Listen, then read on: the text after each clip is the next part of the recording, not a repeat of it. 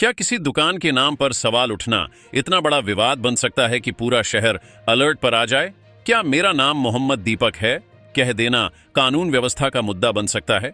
क्या यह सब अचानक हुआ या इसके पीछे कोई गहरी साजिश है? क्या मोहम्मद दीपक के नाम पर सच में एफआईआर दर्ज हुई है या यह सिर्फ अफवाह है? और सबसे बड़ा सवाल, क्या प्रधानमंत्री स्तर पर इस मामले में कोई बड़ा फैसला या बयान आया है, या सोशल मीडिया पर जो चल रहा है वह अधूरी सच्चाई है? उत्तराखंड के कोटद्वार में जो कुछ हुआ वह बाहर से देखने में एक मामूली विवाद लगता है, लेकिन जैसे जैसे परतें खुलती हैं कहानी गंभीर होती चली जाती है। 26 जनवरी 2026 को कोटद्वार के एक व्यस्त इलाके में स्थित Baba school dress and matching centre नाम की दुकान अचानक चर्चा में आ गई। यह दुकान कोई नई नहीं थी, बल्कि करीब 3 दशक से चल रही थी और इसके मालिक वकील अहमद नाम के बुजुर्ग व्यक्ति हैं। विवाद की जड़ तब बनी जब कुछ स्थानीय लोगों और कथित तौर पर एक दक्षिणपंथी संगठन से जुड़े कार्यकर्ताओं ने यह आपत्ति जताई कि एक मुस्लिम व्यक्ति की दुकान का नाम बाबा कैसे हो सकता है। बात यहीं खत्म हो सकती थी, लेकिन उसी दिन माहौल गर्म हो गया। बहस हुई, आवाजें ऊंची हुईं और देखते देखते वहां भीड़ जमा हो गई। इसी दौरान मोबाइल कैमरे चालू हुए और कुछ ही मिनटों में यह पूरा घटनाक्रम रिकॉर्ड होकर सोशल मीडिया की तरफ बढ़ गया। इसी भीड़ में मौजूद थे एक स्थानीय जिम मालिक दीपक कुमार, जो विवाद को शांत करने की कोशिश कर रहे थे। जब उनसे नाम पूछा गया तो उन्होंने कहा, मेरा नाम मोहम्मद दीपक है। यह वाक्य किसी नारे की तरह नहीं बोला गया था, बल्कि एक तंज, एक संदेश और एक विरोध के रूप में सामने आया, जिसका मतलब था कि नाम और धर्म के आधार पर किसी को डराया या रोका नहीं जा सकता। लेकिन यही वाक्य सोशल मीडिया पर आग की तरह फैल गया। कुछ लोगों ने इसे इंसानियत और भाईचारे की मिसाल बताया, तो कुछ ने इसे जानबूझकर उकसाया गया बयान कहा। कुछ ही घंटों में कोटद्वार एक लोकल मुद्दे से निकलकर राष्ट्रीय बहस का हिस्सा बन गया। वीडियो वायरल होते ही हालात बदल गए। शहर में तनाव की स्थिति बन गई, पुलिस को अतिरिक्त बल तैनात करना पड़ा और प्रशासन ने साफ कर दिया कि किसी भी तरह की अव्यवस्था बर्दाश्त नहीं की जाएगी।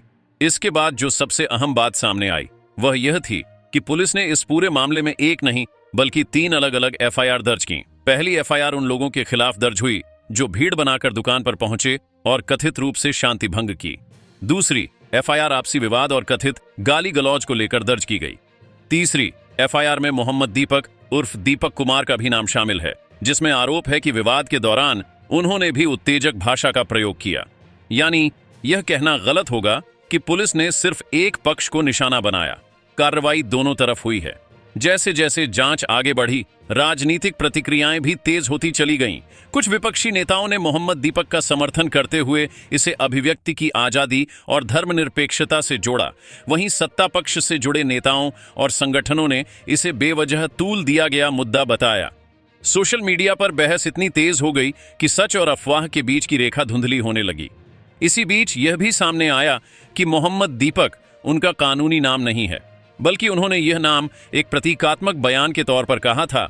उनका असली नाम दीपक कश्यप बताया जा रहा है।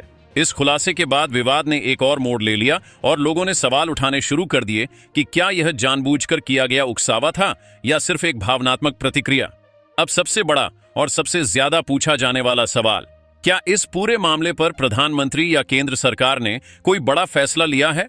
तो अब तक की पुख्ता और आधिकारिक जानकारी के मुताबिक प्रधानमंत्री कार्यालय या केंद्र सरकार की तरफ से इस मामले पर कोई आधिकारिक बयान या निर्देश जारी नहीं किया गया है। सोशल मीडिया पर जो दावे किए जा रहे हैं कि पीएम ने हस्तक्षेप किया, वे फिलहाल सच्चाई पर आधारित नहीं हैं। ये मामला अभी भी राज्य प्रशासन और स्थानीय पुलिस की निगरानी में है और जांच जारी है। आज की तारीख में सच्चाई यही है कि कोटद्वार का मोहम्मद दीपक मामला एक स्थानीय विवाद से शुरू होकर राष्ट्रीय बहस बन चुका है, जिसमें कानून, धर्म, राजनीति और सोशल मीडिया चारों की भूमिका है। एफआईआर दर्ज हो चुकी है, पुलिस सतर्क है, माहौल अभी पूरी तरह सामान्य नहीं हुआ है और प्रधानमंत्री स्तर का कोई सीधा दखल या बयान सामने नहीं आया है। ऐसे में सवाल सिर्फ यही नहीं है कि गलती किसकी थी, बल्कि यह भी है कि क्या हम हर छोटे विवाद को इतना बड़ा बना रहे हैं कि इंसान और इंसान के बीच की बातचीत ही खत्म होती जा रही है। जैसे जैसे जांच आगे बढ़ी, कोटद्वार में यह साफ हो गया कि मामला अब सिर्फ एक दुकान के नाम या एक वायरल वीडियो तक सीमित नहीं रहा। पुलिस ने जब तीनों एफआईआर की पुष्टि की तो दोनों पक्षों के समर्थकों में बेचैनी बढ़ गई। प्रशासन ने साफ शब्दों में कहा कि यह कोई धार्मिक मामला नहीं बल्कि कानून व्यवस्था से जुड़ा विषय है और जो भी शांति भंग करेगा उसके खिलाफ कार्रवाई तय है। इसी बीच मोहम्मद दीपक उर्फ दीपक कुमार सामने आए और उन्होंने बयान दिया कि उनका मकसद किसी धर्म का अपमान करना नहीं था, बल्कि भीड़ द्वारा दबाव बनाए जाने के खिलाफ आवाज उठाना था। उन्होंने कहा कि अगर किसी इंसान को उसके नाम या पहचान के कारण डराया जाएगा तो यह समाज के लिए खतरनाक संकेत है। लेकिन इस बयान के बाद हालात और संवेदनशील हो गए।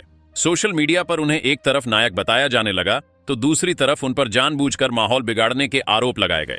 दीपक ने यह भी कहा कि वीडियो वायरल होने के बाद उन्हें धमकियां मिली, उनके परिवार पर दबाव बढ़ा और सुरक्षा के डर से उन्होंने अपनी जिम अस्थायी रूप से बंद कर दी। वहीं दूसरी ओर दुकान मालिक वकील अहमद ने भी पुलिस को बताया कि वह वर्षों से उसी नाम से कारोबार कर रहे हैं और कभी कोई आपत्ति नहीं उठी थी, लेकिन अब उन्हें भी डर के माहौल में जीना पड़ रहा है।